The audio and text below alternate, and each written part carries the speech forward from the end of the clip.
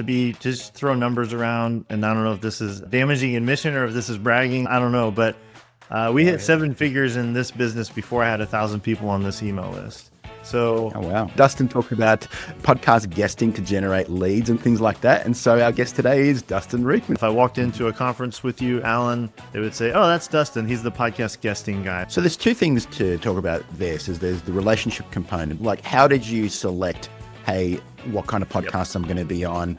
What do I hope to achieve from that? If I was answering this question today and helping someone pick a podcast, I would not do it this way. But what I did at that time, like I said, mostly I found it being a middle of funnel thing. Coach me through what I'm doing wrong. Oh, really put me on the spot. Okay, so you've got me convinced. Am I trying to teach marketing to Allan Dibb here? No, but it's the idea that in any given podcast interview, you're really talking to three different audiences. And a lot of people miss opportunity because they're not doing this or they're not doing this proactively after the interview. And it's like, who gets the credit? That's the classic marketing question. But Allan gets the credit, of course. Yeah, Allan gets the credit, right? Welcome to the Lean Marketing Podcast. I'm your host, Allan Dibb. Today with me, I've got a guest, Dustin Riechmann. And I saw Dustin on another podcast. It was with Nathan Barry. Excellent podcast, by the way. And I reached out to him because I felt like he had something unique to offer. And it's a different marketing tactic that I haven't seen a lot of people talk about. Now, a lot of people know that presenting yourself as an authority, as a thought leader, as someone who's bringing new insight into your industry is powerful. But what I like is Dustin's put a framework to that, and specifically in the podcasting world. So it's kind of meta. Dustin talked about podcast guesting to generate leads and things like that. And so our guest today is Dustin Riechmann. Welcome, Dustin. Yeah, thanks, Allan. Yeah, it always is a little bit meta sitting in this seat when I'm a guest on someone's podcast, teaching people how to be a guest on someone's podcast. But it also has a lot of credibility because it's like I'm practicing what I'm preaching, right? Yeah, but I'm really grateful to be here. I love it. I love it. Well, thank you for coming on. Maybe just to give people a little bit of context, who are you? What do you do? And who do you do it for? Yeah, so I'm Dustin Riechmann. I run a company called 7 Figure Leap, and we help mission-driven entrepreneurs grow 7-figure brands by telling their story. That's sort of the tagline version of what we do.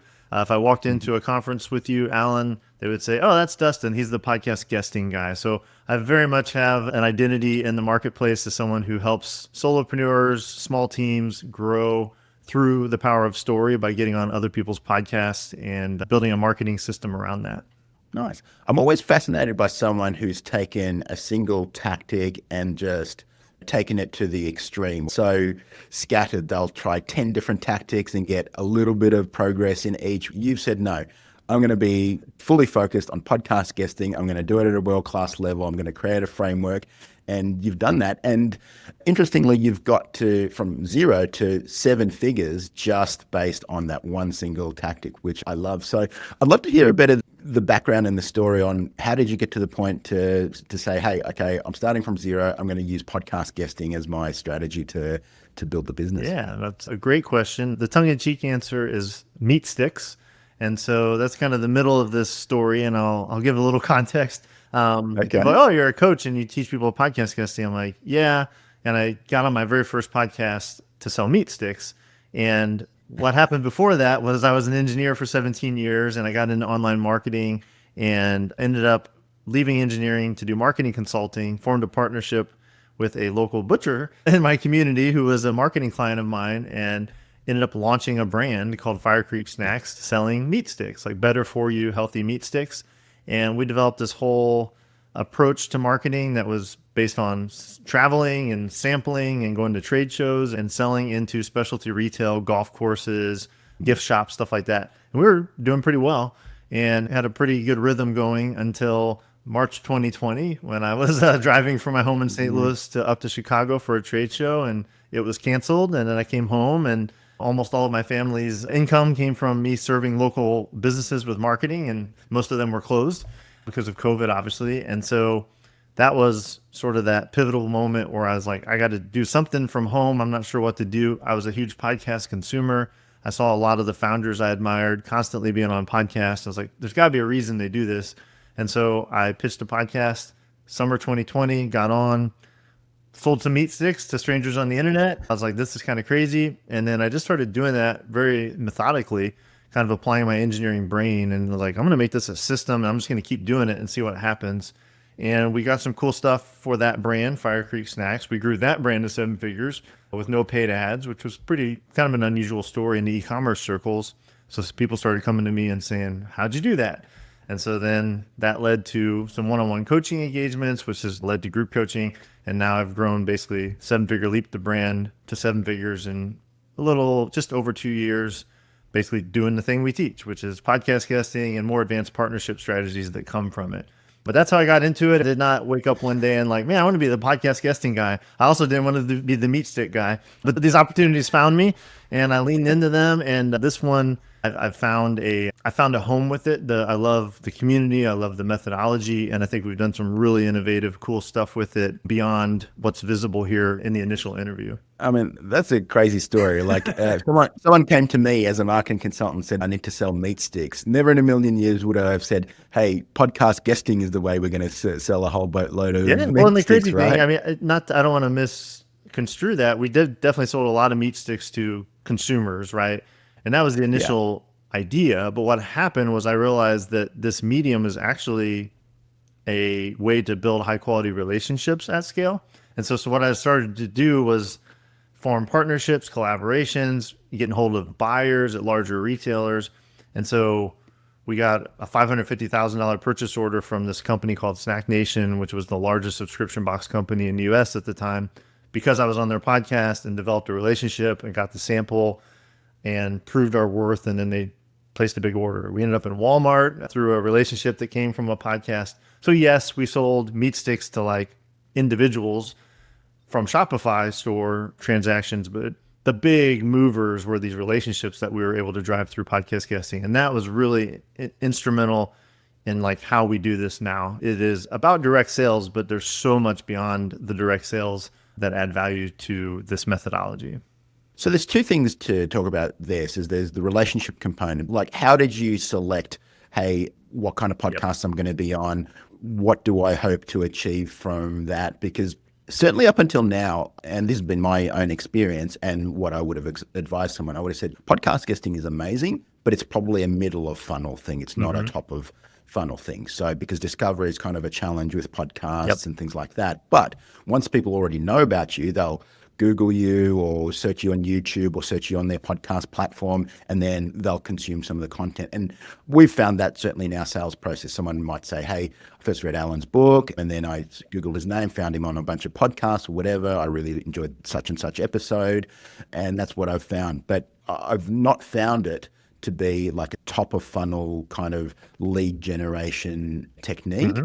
And maybe that's because it's just not been done in a systemized way or in a way that's set up for that. But maybe talk us through, all right, we're going back COVID, where you've got to sell meat sticks. What was your thought process? How did you choose the podcasts and what was your message on those podcasts? I love it. And we'll definitely talk more about like that whole middle, top funnel, bottom funnel, kind of how this fits in. Yeah, going back. So if I was answering this question today and helping someone pick a podcast, I would not do it this way. But what I did at that time, because I was just trial and error, is I said, what's a podcast that I could maybe approach? So I had a very loose connection to a podcast called The Side Hustle Show with a guy named Nick Loper. Like from a previous online business, I kind of got to know Nick a little bit. We were Facebook friends. I knew he had a podcast. It was pretty big. And I knew I could create a story around what we were doing that would fit. I sent him a cold pitch and I said, hey, Nick, like you might remember me, you might not. I'm now doing Fire Creek Snacks. Here's why I think this would be really timely. And the way I framed the story, which all the framing is always true, right? But you spin it in a way that is compelling. I said, I helped a local business create a product and sell it online, which has become really useful in COVID because now we're like 4 months into COVID at the time I sent this pitch. So I did legitimately help this butcher shop, which is actually shut down in my state at that time, have income because we were selling online to the world at a time that he couldn't open his front door. And that was a very compelling story for the Side Hustle Show because it was like, oh, other people could go partner with local businesses and help them sell online. So that was the initial hook. And then, progressing from there, I tried things that I would think would be much more logical. Like I got on ketogenic like diet and fitness podcast because you're like, oh, it's a low carb product. These guys eat protein sticks. This makes sense. And it was real flat. Like I didn't get much response. that audience was looking for like doctors and medical advice and bodybuilders. And here's Dustin talking about this consumer packaged good. Where I ended up finding a ton of resonance is actually a marketing podcast. And I like some of my biggest wins and some of these relationships came were from like Shopify podcasts, where I would get on and talk about how we structured our offer and how we got a good conversion rate. And eventually I started talking about the podcast guesting strategy as a marketing strategy for other e-com brands and how we got into Walmart when that happened. And so I think that makes sense in hindsight because I love marketing and it was like I was very passionate about that part of the business, but it was a pretty untargeted audience. I think people bought and fell in love with the story. It was just an all-American small business success story. And I think that was more about why it worked than the product itself. And again, now I have a different framework and stuff that we help people with, but that's the path for Fire Creek Snacks. Okay. And then how did the big relationships that translated to large orders and things like that, how did they come about? Yeah. So I did two quick examples because they're very different in how they came about. The first time this happened, I remember it distinctly. It was a show called Bigger Pockets Business, January 2021. I'm on this show telling the small business success story of our product. And this guy named Daniel reached out, and Daniel ends up being a really instrumental person in my life because he reached out and he's like, "Hey man, I'm a mountain biker. I bought your sticks. They're really good. I'm growing a YouTube channel. Could you help me?" And he's like 24-year-old guy and I'm a little bit older than that. And he's like, and I'm like, I guess. And so he was the first person who ever paid me for what I would consider coaching. So that was really interesting. And then after our first conversation, he's like, "Oh, by the way, I live in Bentonville, Arkansas. I work at Walmart in the finance department. I'm a new guy, but would it be helpful if I could like basically look through the company directory and find out someone you could talk to here?" And I'm like, yeah. And so he put me in contact with the meat snacks buyer who, to his credit, gave me an hour of his time. We had a really good Zoom call and we were nowhere near ready for this as an opportunity, but it planted a seed. And then he loved our story, listened to the podcast. He passed it on to his next person. And eventually we got a meeting in Walmart and got in Walmart. And it would have never happened without Daniel. But I think what I want the listener to hear that it's also not like the CEO of Walmart was like, "Ooh, I got to listen to this podcast. We got to have this on our shelf." It was a relationship process. Yeah. The second example with the snack box, much shorter. I knew this brand hosted their own podcast, and their podcast basically did brand profiles of the people that they featured in their boxes, right? And so we were not in their box, but I found this guy on LinkedIn. I started talking to him a little bit on LinkedIn. He was kind of struggling with pivoting their business model in COVID, and so were we. And I was like, "Hey, I'd love to tell our story on your podcast." And so he let me on, and we gave a really good brand story about Fire Creek. And then with that, I said, "Hey, would it be possible to do a sampling? We'll donate snacks, put us in some boxes, see how it goes." And he's like, "Yeah, we'll do that. We like you guys." And then it got really rave reviews, and they ended up saying, "You're our featured snack for the year for this category." And that was where that big purchase order came from. So that was a little more intentional than the Walmart one, but it all had to do with building relationships and then following up intentionally with them. So talk a little bit about that. How much of this strategy is essentially building relationships and how much of it is actually kind of creating a top of funnel? Because I've always viewed like part of the value of this podcast to me is, yes, I'm going to generate content, I'm going to connect with listeners and things like that. But a lot of it is I'm just going to be able to have cool conversations with cool people, right? And so, and a lot of the people I have on this podcast, they're super busy people, they're authors, they're speakers. And it'd be weird for me just to reach out and say, "Hey, let's get on a Zoom call and just shoot the breeze for an hour or so." But if I say, "Hey, come onto the podcast and talk to our audience and we'll have a chat," or whatever, that's cool. So part of it is me essentially having my group of friends and associates and cool people that I enjoy speaking to, having a platform in a way that's kind of not weird, have them on. So how do you think about that in terms of your podcasting strategy? Yeah. So I'll make a distinction here between hosting and guesting. So for 3.5 years, I only guested on other people's shows. I never had my own podcast. I did that for about 1.5 years, 2 years for Fire Creek, and then about 1.5 years for this brand. And then last year, about 18 months ago, I did start my own podcast, right? With the specific strategy, and it very much mirrors what you said, Allan. It's like, I want to have Jay Papasan and Pat Flynn and hopefully soon Nathan Barry and maybe Allan Dibb. Like, I can extend invitations to some really cool people that I admire. That's one reason to have my own podcast. I like to feature a lot of client success stories, which is a conversion mechanism, and it also sort of acts as a reward when someone does really well in our program. It's like, hey, I'm going to be featured on Dustin's podcast. Yes, it creates content. I do solo content. I'm able to send that as like a resource when people kind of FAQ content, right? So there's a lot of reasons to do my own podcast, but my focus so far and everything I've shared and kind of the thing I'm known for more than that is the guesting. And so if I'm going to be a guest on someone else's show, it definitely applies to a funnel. I tend to describe it more as a flywheel, and maybe it's my Nathan Barry effect. He talks a lot about flywheels. Kind of the same idea. It's just the flywheel is a closed loop, obviously, instead of a funnel. But one way I like to talk about this that I think will answer your question the most directly is it's like what's direct marketing results and then what's like relationship building, relationship capital. And how do those things both coexist and what are the benefits of each, I guess. So on the surface, what most people think about with podcast guesting is, oh, like I'm going to go on this podcast. There's some people listening that might like me and they might opt into my email and then they might buy my coaching.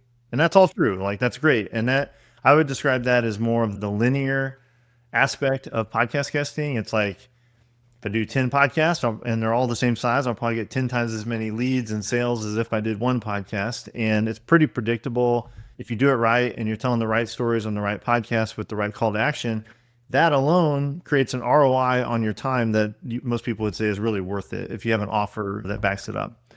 So kind of say, okay, that's kind of like the table stakes. That's what everyone talks about. What about the relationship part of this? So every podcast I'm on, I build a relationship with the host. I wouldn't know Allan Dibb had he not accepted me to be on his podcast. And maybe 3 years down the road, we'll be out at a conference and we'll collaborate on something and I'll be like, wow, what a difference that made in my life. But every podcast, I at least meet a new host. And if I foster that relationship and I do a good job as a guest, they're going to know me, right? And that's important. There are the listeners.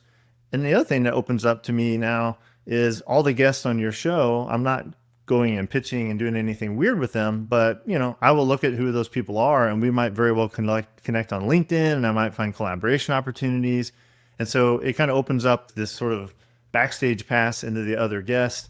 So there's lots of different layers to this relationship building, but like my Daniel story or like that Snack Nation story, any one of those on any given podcast could actually be a huge inflection point in my life and my business because they're humans. So unlike the email list and the sales, which are linear, where I have seen this and experienced in my own life, the step changes or the exponential aspect of this is the human to human connections that are coming from it. And so any given human in this scenario could kind of be a unicorn relationship that who knew Daniel would inspire me to start a coaching business and get me into Walmart from one conversation about mountain biking, but that's reality. Had I not done that podcast, the relationship never happens. And so they're hard to predict. There's a little bit like playing the lottery, but when you stumble upon like this virtuous relationship, it can literally change the whole trajectory of things. And so that's how I think I segregate these is like, there's the linear results that I can predict. And then there's this irrational stuff I can't predict, which is the most fun and the most impactful, but you can't get it if you don't do the reps. And so it can be a bit of a funny thing for people when they start this process. Yeah. Well, you mentioned kind of, I think about luck a lot. Yeah. And you talked about like winning the lottery. That's kind of blind luck, right? Yeah. But what you're talking about is setting yourself up for a lucky situation. Like if you're talking to really cool people who are doing really cool stuff on a regular basis, your probability of luck goes up dramatically versus, hey, it just dropped in my lap from the sky, right? There's a great TED Talk. I hope people look it up. It's called Engineering Serendipity. And it's like on the topic, it's like, how do you create luck? Like in a very scientific way. I mean, the fact that I'm sitting here talking to you is an example. Someone invited me to go to this conference a year ago in Boise, Idaho. I'm like, my wife and I are going to Italy. I can't go to this conference. He's like, you got to go. He's a close friend. I'm like, fine. I squeezed in this trip. In that room, I met a couple of people that I ended up having on my podcast. These people, to make a long story short, ended up connecting me back to Nathan Barry, who hosts the same conference, by the way. I kind of met Nathan there, but it wasn't like that happened immediately. But through them, I met Nathan in a deeper way. He invited me onto his podcast. It went really well. And now I'm talking to you. And literally today, as we're recording this, it's evening in the US here. I've had 4 5-figure sales from people that book calls from that Nathan Barry interview. So Nathan Barry has become a unicorn in the matter of a month. And honestly, it's not even, he doesn't have a big show, but he has a really unique and niche show. And I think I did a good job. and I've followed up appropriately. And so is that luck? Yeah, some of it, but the luck doesn't happen if I don't show up on Nathan's show. I like that. Yeah, it's engineered luck, right? So that's awesome. That's awesome. Okay, so I think we're probably convinced that podcast guesting is a good idea for multiple reasons. Obviously, building relationships, for lead flow. So talk me through your thoughts around it being top of funnel, middle of funnel. What are your thoughts there? Yeah, so my business and a lot of our ideal clients' businesses, I would say, are built more on quality than quantity, meaning I don't have a lot of top of funnel in my whole business. Like I'm on LinkedIn and there's some like top of funnel awareness there to be just throw numbers around. And I don't know if this is damaging admission or if this is bragging. I don't know, but we hit 7 figures in this business before I had 1,000 people on this email list. So, Oh, wow. you know what I mean? Like, and most of the people on the email, not most, 25% of the people on the email list were clients that had paid us $10,000 or more for a program. So when I say quality over quantity, so for me in this business, I came from a background of doing digital courses and memberships, and I understand the funnel and the top of funnel. Podcast guesting, I think you're totally right in that it really hits at the middle of the funnel. However, I don't think it has to only be like a return path middle of funnel. Meaning, like what you described is totally true in that someone's like, I'm thinking about Allan. I heard of Allan. And I Google him and I'm like, oh, here's a podcast with Allan.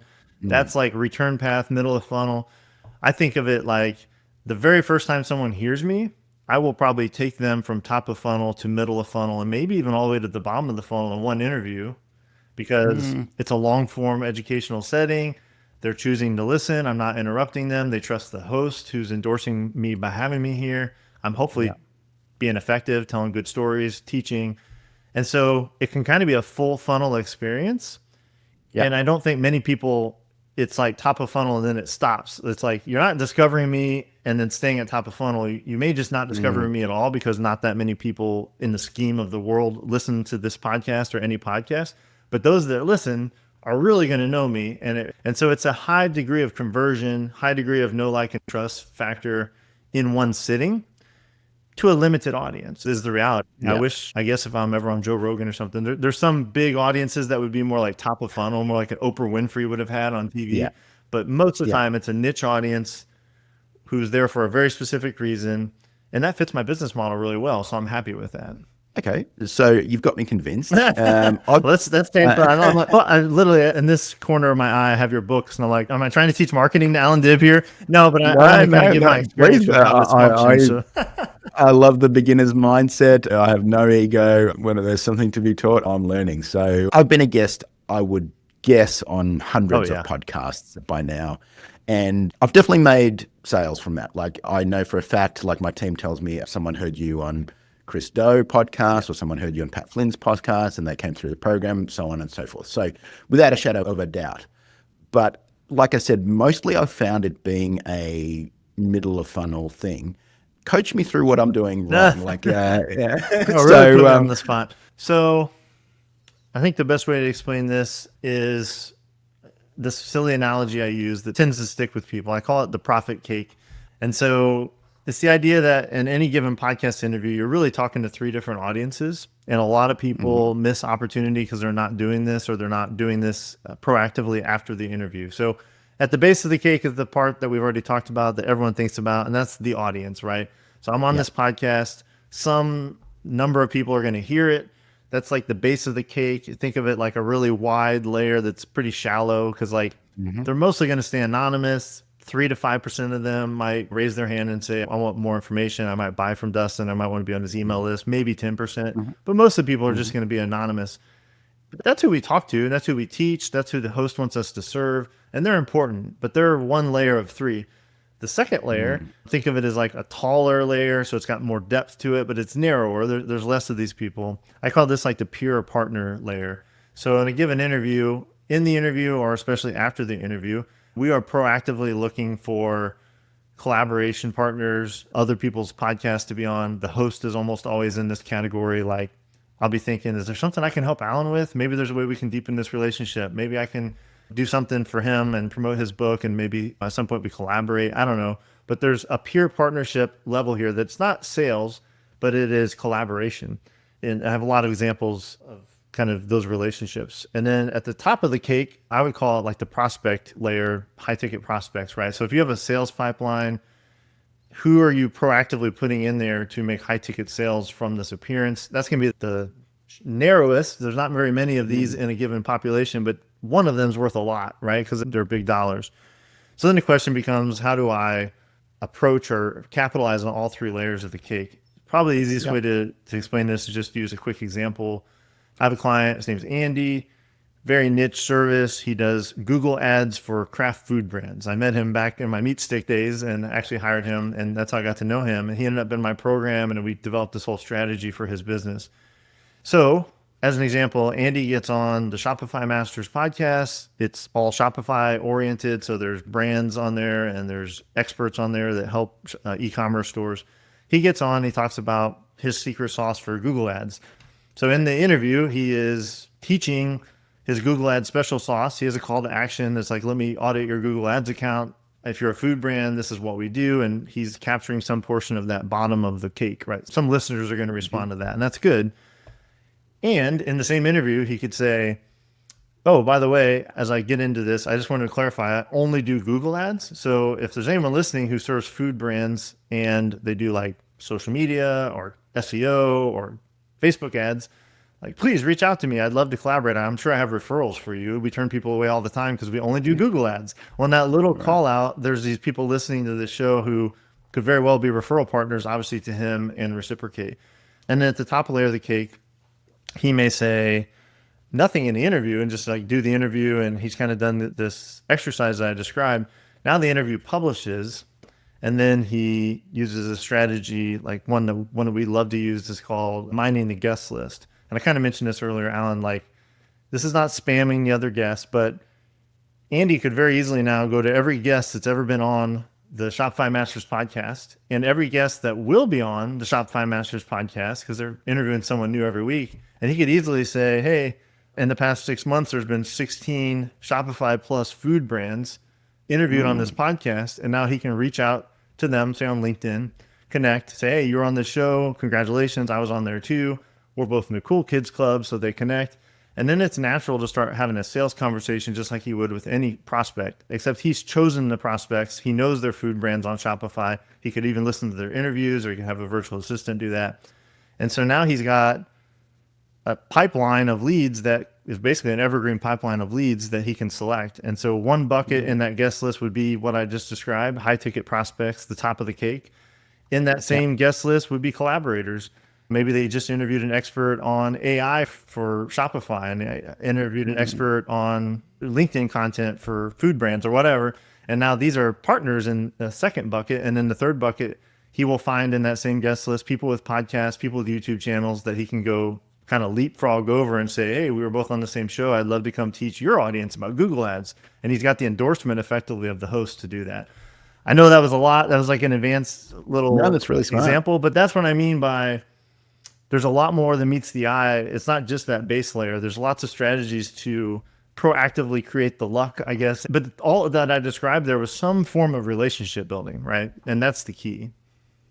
It's not only relationship building, but it's also preparation. Like I think what's clear to me where I'm probably going wrong in some of this is probably 80% of the podcasts I'm on, they ask the same questions. It's the same interview, all of that. So I can do it with my eyes closed, and there's not a lot of preparation. There's not like I come on, I tell my stories, I tell my message, all of that sort of thing. And I've really kind of got it dialed in. And I think there's not enough of that prep where either myself or my assistant or someone can go in and say, hey, such and such has been on the show before. Maybe it's worth reaching out, all of this sort of thing. So I think that's pretty clear. I'm basically just coming on, doing my thing and leaving. And obviously anything that you do that way, you're not going to get massive outsized results generally. Right. Yeah.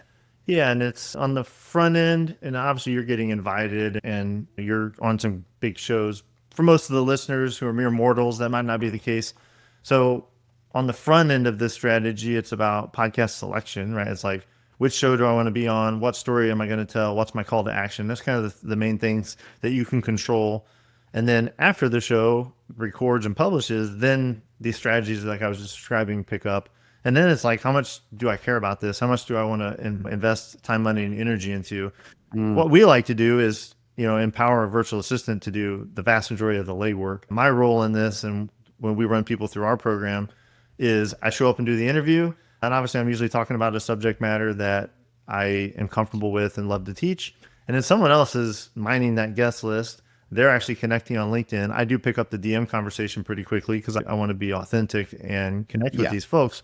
But I'm kind of like the monkey who shows up and gets to teach on the show. And then I get to the people who react, connect, and are interested in either knowing about what we do as a client, connecting with me as a partner, or want to invite me on their podcast. I have conversations with those people on the back end.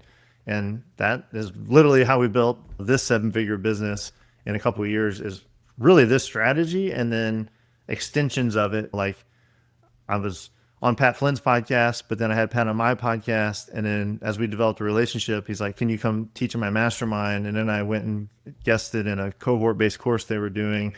And then I was hanging out with him at Craft and Commerce. And then he introduced me to some other people. And so there's ways to deepen each of these relationships further when you find like one of these really key relationships. But on the surface, it's kind of a mechanical exercise, and it's totally something that you can operationalize.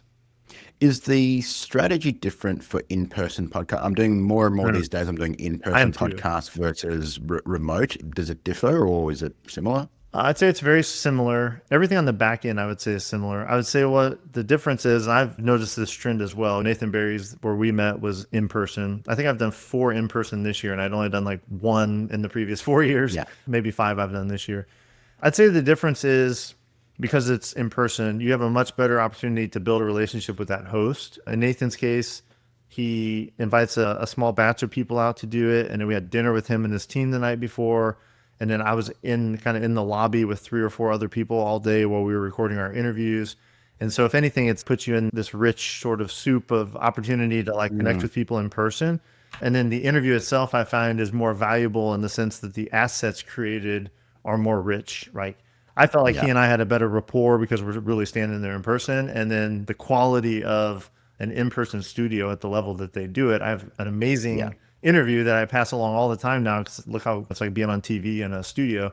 So yeah, I'd say like it's better than remote in that sense. Obviously there's the opportunity cost of traveling, but as far as what happens after the interview publishes, I'm not sure it's any different. But the relationship, I think, can be with the host can be deepened a lot more quickly because you're shaking hands and hugging and sharing coffee and all that stuff. So, and what are your thoughts around appearing like on video, like on YouTube? More and more podcasts are now video based. My view is that YouTube's essentially going to take over podcasts versus just kind of audio podcasts. But like, are you doing anything different when you're presenting visually? Because obviously you've got an opportunity to show something or draw something or whatever, or are you still optimizing for an audio experience? It's a great question. I do agree with everything you said. I'd say 90% of the podcasts right now, if you're going to be a guest on them, are going to have a video component. 90% of those are this format, which is great. It's a Riverside or different platforms, and you get a high quality, high definition video, but it's kind of this side-by-side video. And then they get published in full long form content on YouTube, which has its benefits for discoverability. And then often they're going to do some editing and make them into clips and make them a little more spiffy to put on Instagram Reels and YouTube Shorts and all that. So I can't imagine a podcast with a future except for the equivalent of like someone who's doing it because it's like a legacy sort of shtick of like, I do audio only, kind of like people love vinyl, that sort of thing. But in general, everyone's going to be doing video first, because I think this is what you were alluding to, Allan. Like, audio is great for consuming. I consume almost every podcast on audio. I just like Apple Podcasts or Spotify. It's simple. It's good for consuming. It's absolutely atrocious for discoverability. Like, no one finds podcasts that way. They all find podcasts either through referrals, like, oh, I heard Dustin, I'm going to go like subscribe to 7-Figure Leap because I like Dustin. But the vast majority, to your point, it's on YouTube or Instagram Reels or whatever. That's where they're discovering the podcast. So you got to do video. And then to answer your last question, it's not honestly something I've thought a lot about because I haven't been presented with the opportunity. As I reflect on why the Nathan Barry interview was so effective, we had visual aids. You're absolutely right. We talked for a while at the table, and then we stood up on a blackboard and we're drawing. It was very tactile. We could point at stuff and kind of riff. I do think there's a huge opportunity for virtual interviews to use virtual whiteboards or to have some sort of better camera technology where I could go draw and whiteboard. So that's a great point. I think that there's a lot of room for innovation to have a better visual experience than this without having to be in person. Because right now, I think the people that want a better visual experience are saying you have to come to my studio. And it's hard, especially you're in Australia. It's like, oh, I'm going to come to the US for a 45-minute interview. Probably not, unless it is one of the biggest ones in the world.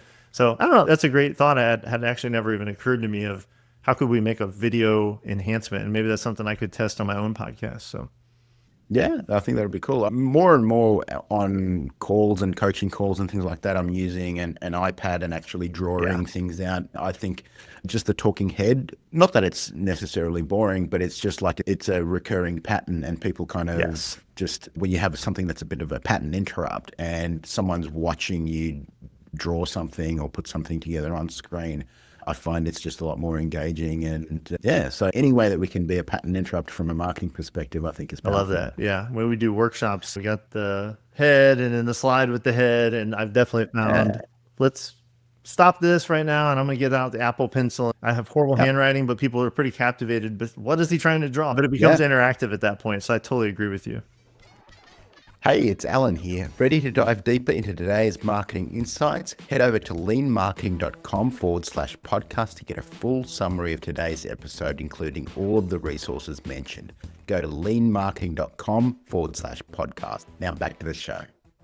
So from a tactical perspective, one of the things that we've started doing, actually we've been doing it for a while, but like if I appear on a guest as a podcast, I'll have someone in my team just set up a unique link so that we say, hey, I'll mention on the podcast, or the host might mention, you'll get the first chapter of both of my books for free. Just opt in here on the email list. And then we can track, we can say, hey, we got this many opt-ins or whatever from Dustin's podcast or Pat Flynn or whatever.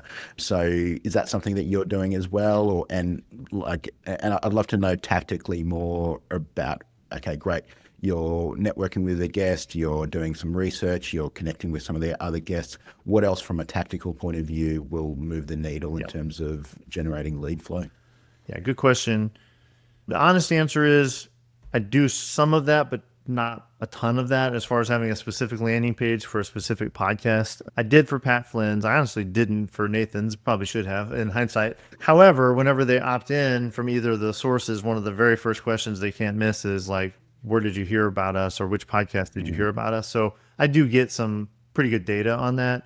But like with Pat's, because it was a bigger opportunity, I was like, I created a landing page just for Pat's audience, right? So you totally can do that. So you could totally create a custom landing page or custom URL per podcast, and then you could track that. I tend to not overdo those things because in my experience, attribution is very difficult in any marketing, right? But especially in relationship-based marketing. Like when we start a new group in our cohort, in the first call, one of the things I love to do is I have each person, as they introduce themselves, say, how did you meet Dustin? Not as an ego trip, but as an instruction to the other members. Because what always happened is they're like, oh, that's a good question. Like, I know I heard him on Allan's podcast, but then I started following his LinkedIn. I got on his email, and then I went to this workshop, and then I shook his hand in Boise.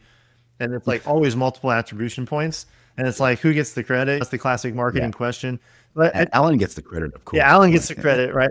But, you know, that's the reality, though. Everything's so multi-attribution. It's cool to track. So my practical advice is if you got a big opportunity, or if you're like, I'm only doing 5 of these, period, do it. I'm doing them so frequently.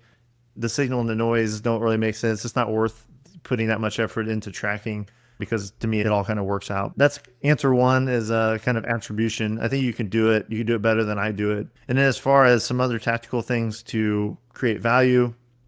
So as a guest, you can, man, it's like asking the question of like, how do you build relationships? It's kind of an open-ended question. There's lots of ways.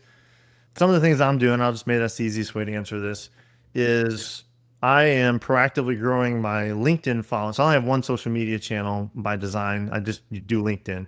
And so how do I grow my LinkedIn? We post content, but a lot of that actually happens from the back end of these podcast appearances through the guest list, or when people reach out and opt in for our email list, we're encouraging them, come follow me on LinkedIn. So I got a couple different points of influence there, if you will, touch points with them.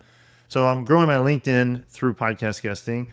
I have the podcast of my own. And so that really plays heavily into this strategy, right? Because the podcast is a third leg of a stool here in that I use it for different purposes than guesting, but they totally tie together, because if I get a really good guesting opportunity, there's a very good chance I'm going to ask that host to be on my podcast, and vice versa. Sometimes I can start on my podcast and it goes really well, and they're like, hey, you should come over and be on my podcast. And so these are symbiotic because it's podcasting and people tend to be cool in that way.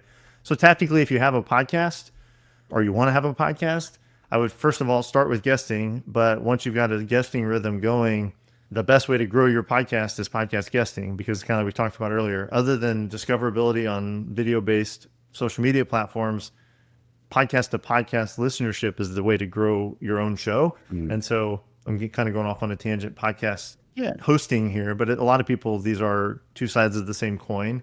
And that's how I see the two relating. So I'll be quiet for now, but there's some of the things I'm thinking about currently with podcasting.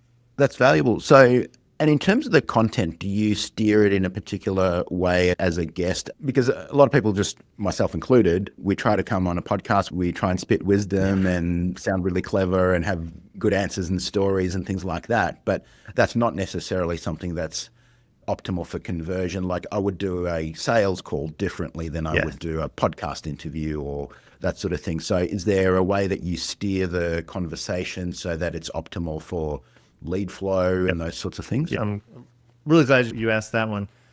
I would not treat a podcast interview as a sales call, right? Like it's not a webinar. People aren't showing up there for that. And so respect the medium, and you can definitely do things to influence people. The way I like to think about this, I literally just coached people today on a call about this. Begin with the end in mind. So the most important thing that you're going to do in the interview is have a call to action, right? And so that call to action at the end of the interview is what's that next step you want people to take. So let's start with that. And once you know that, then think about the stories that make people want to take that call to action, right? And how do those stories relate to your identity? That's how you introduce yourself.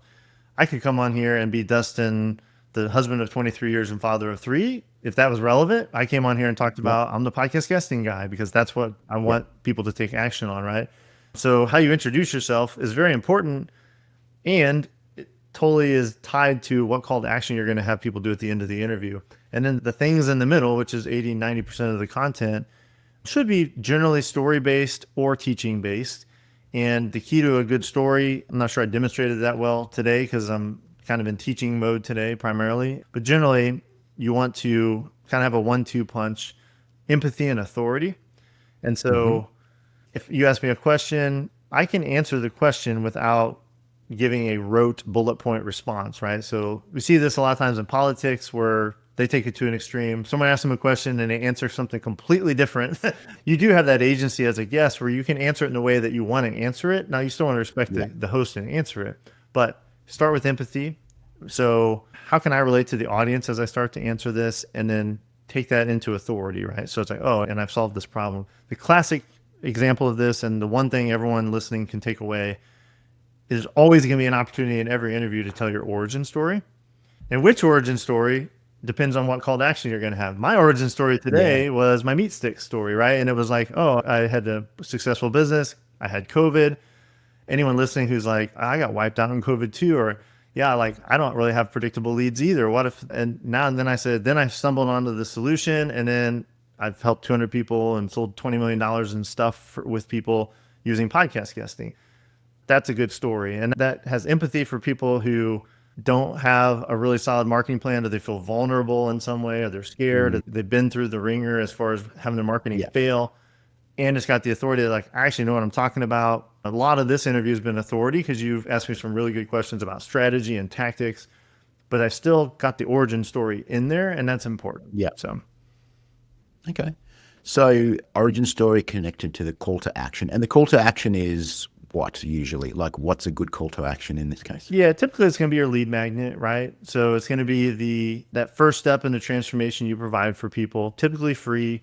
So for coaches and consultants, that's typically going to be the free report, the assessment or quiz, the book, the one-page marketing plan, or the, in my case, it's a playbook on how to do podcast guesting.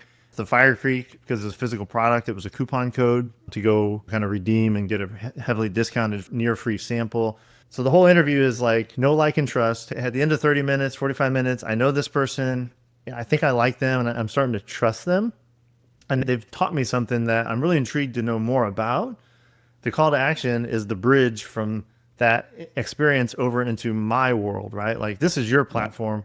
To bring someone over into my world, I've got to give them obviously something of value so they opt into my world, typically an email opt-in, and I'm going to deliver some great value. And then that's going to deepen that relationship and eventually maybe they'll buy something. So not rocket science. It's a clear, simple call to action that bridges people from the interview experience into the sales experience or further education experience in your business as the guest.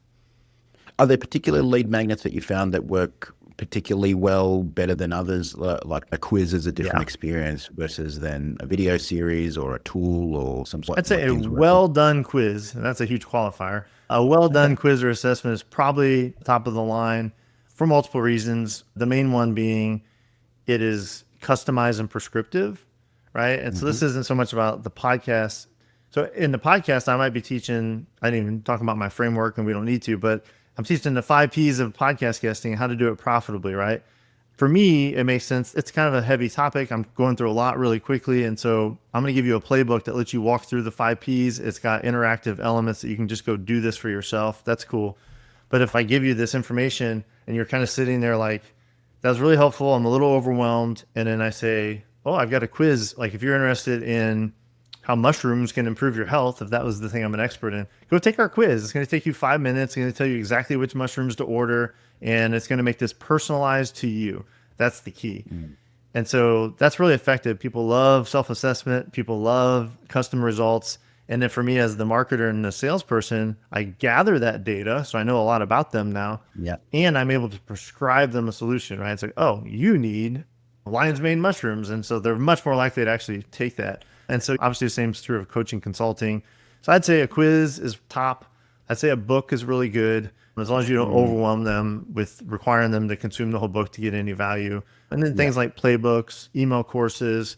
I think the days of a generic PDF that they can get off ChatGPT is probably not good, but something that's really tied into building self-belief in them that they can do the thing that you taught about. That's like the real key. And a quiz is really good at that. And so is something like what I do, which is a playbook that's an interactive playbook. They get to actually build their own podcast guesting system, and it builds self-belief. They're like, oh, I can find podcasts. Like, oh, I do have a story to tell. And it's like, and then eventually, hopefully they're like, I need help with this. I want to do this the best way possible. And then they invest in us to help them. Yeah. It's interesting that you said quizzes. I actually had a webinar a couple of weeks ago with Daniel Priestley. Yeah, I love Daniel's stuff. So Daniel's a super smart guy and a good friend, and he's built Score app, and it's a great tool that really helps you build those quizzes. But one of the things I love about quizzes is that data collection is not a weird, creepy thing that you're doing. It's like, it's a core part of the deliverable, right? So how many employees do you have? And the other thing that I really like about it is it's really building that awareness of gaps that the person has. It's like, have you got a lead flow system that's working for you right now that's generating 10 leads a month or more? Yes, no, kind of no. And you're saying that you're finding out all of these gaps, and then you can generate a custom report. So I really like that about the quizzes. But the other thing that I really like about them is you end up with a score or whatever. Like we've got a quiz called the Marketing IQ quiz, which takes you through. We ask a lot of questions and then we give them a score on different areas. And of course, whenever you give someone a score, they want to improve that score. They're almost 68. How do I get to 100? Exactly. Exactly. So it's a great tool. I highly recommend it. And I like Score App a lot, and it has made this a lot easier. I mean, even several years ago, I would tell people, man, this would be perfect for a quiz or an assessment, right? And the tech was hard. People don't really know what questions to ask. Now with AI and the work that Daniel does, it's a lot easier. And that's why I said, because if you deliver a quiz that kind of sucks, it's tarnishing to your brand. They're like, this doesn't make any sense. Or like, these results are super not helpful, right? That's actually bad. But if you're delivering a good quiz and people are like, ooh, this is intriguing. And it's a self-discovery process. You get data on them. You get macro data over time. So you're like, hey, out of most people that take this, 80% have this problem. We should start a product for this problem. So there's so many good reasons to do a quiz. And it's awesome that you did something with Daniel. That he's on my list of people I'd love to collaborate deeper with, because he's one of those with you. He's a top thought leader. He's someone I consume a ton of podcast content from, because I think we just share a lot of values in how we do marketing. So Oh, happy to connect with Daniel. There you go. See, like this is relationship building in action. So relationship building live, bro. That's cool. Dustin, you've been very generous with your time. Before we wrap up, I'd love to just get a very quick kind of high level overview of, you said the 4 Ps or 5 Ps? Did I can do them quick. 5. All right. Perfect. All right. So we teach the 5P framework. If you want to go deeper on this, you can go find that Nathan Barry podcast. That was the core of that whole interview. Basically, to set this up, I usually find people in 2 camps. They come to me and they say, I've done like 3 podcasts. It happened kind of randomly. I got a sale. I made $5,000. I would love to do this as a system. Or I've been on 100 podcasts this year, Dustin. I'm like, oh, that's kind of cool, I guess. Do you have a business? Yes. What has this done for your business? I don't know. Like I'm getting on a bunch of podcasts. I really can't measure the results. So we work through this 5P framework. This is what our 90-day program is all centered around. And the 5 Ps are purpose, plan, pitch, perform, and profit. In the real quick summary, we start with purpose. This is the part that everyone skips and it messes everything behind it up. And that's getting really clear on why you want to do podcast guesting as a strategy. And that to answer that well, you have to know who you want to reach, what transformation you provide them, what's the message that you want to put out to them. And with that, you can set goals and you can actually have like KPIs and actually measure the results of this effort. So purpose is really important. Once you're clear on why you're doing it and who you're reaching, step 2 is plan. That's just finding the right podcast. So finding profitable podcasts is way easier once you know who you're trying to reach and what your goals are. And once you find those podcasts, step 3 is pitch. That's like asking to be on them. And we've got a whole approach that makes it effective and not creepy. And once they say yes to your pitch, step 4 is perform. So that gets a little more into what Allan and I were talking about. How do you introduce yourself? What's your call to action? What are those stories that you're going to use to just be an effective guest? Not just friendly, but an effective guest. And then step 5 is profit. So that's a lot of the other stuff we talked about earlier, the profit cake and the guest list and some of these more advanced strategies. In the 90 days we work with entrepreneurs, the first 30 days is the first 4 Ps. So like getting the podcast system running is a 30-day process, and we're getting people booked on podcasts in 30 days. 60 days is what do we do after the thing's published? How are we leveraging every podcast appearance to actually grow our business, satisfy those KPIs we set in step 1, get measurable results, grow the relationship flywheel, all that stuff. And so that's the 5 Ps. Purpose, plan, pitch, perform, profit. They're in order. They have to be done in order. It gets really messy. And generally, if I had a quiz right now, I have one to tell your audience, it would be a diagnostic to help them find which of these Ps is screwed up the most and how we could fix it to make this a much more profitable enterprise for them. Amazing.